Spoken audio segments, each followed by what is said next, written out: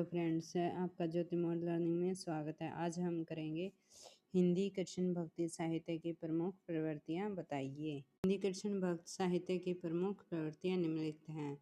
श्री कृष्ण की लीलाओं का सुंदर चित्रण। कृष्ण भक्त कवियों ने अपने आराध्य श्री कृष्ण की विभिन्न लीलाओं का सुंदर चित्रण किया है। प्रत्येक कवि ने श्री कृष्ण की बाल लीला, माखन चोरी लीला, चीरहरण लीला, रास लीला, दान लीला, मान लीला तथा गौचारण लीला आदि का अनूठे ढंग से चित्रण किया है।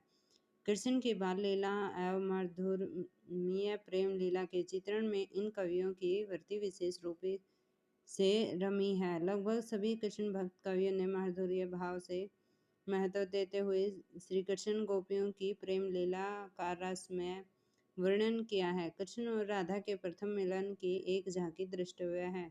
बुझत श्याम कौन तू गोरी, कहाँ रहित का ही है बेटी, देखी नाही कभू ब्रज खोरी। श्री कृष्ण की लीला में भक्ति का पुट विशेष रूप से विद्यमान था, परंतु रीतिकाल में इसी कृष्ण लीला में श्रृंगार क्रियता की प्रधानता हो गई। मौलिक उद्भावनाएं। हिंदी में कृष्ण काव्य की रचना से पहले संस्कृत प्रकृतक और अपभ्रंश से में श्री कृष्ण संबंधी पर्याप्त साहित्य की रचना हो चुकी है। भगवत पुराण आदि में श्री कृष्ण के विभिन्न लीला का अंकन विस्तार से किया गया है। भगवत की कथा को आधार मानकर हिंदी कवियों ने कृष्ण काव्य की रचना की है। उन्होंने अनेक मौलिक उद्भावनाओं का चित्रण भी किया है।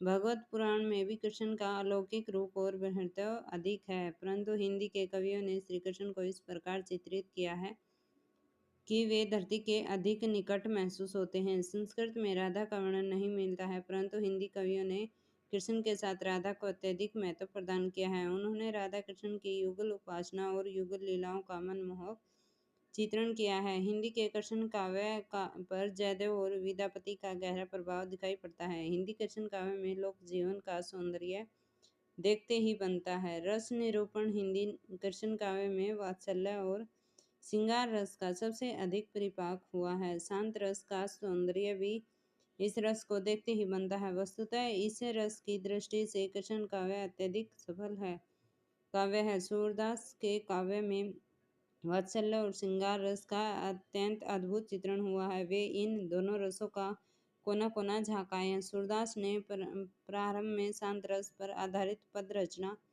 की, परंतु वल्लभाचार्य ने भेंट होने से बाद उनकी वृत्ति श्री कृष्ण की लीलाओं में समा गई।